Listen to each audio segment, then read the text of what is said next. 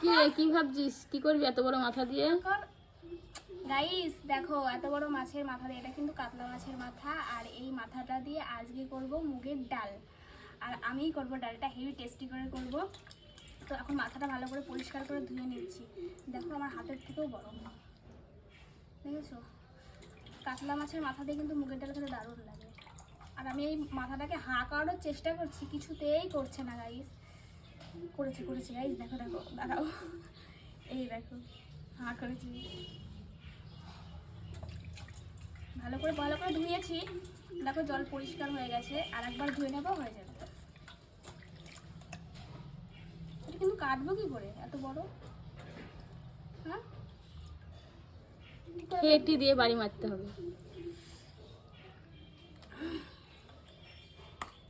হবে না, এবার কেটে নিয়ে আসতে হবে মাছের দোকান। হাতে লাগবে।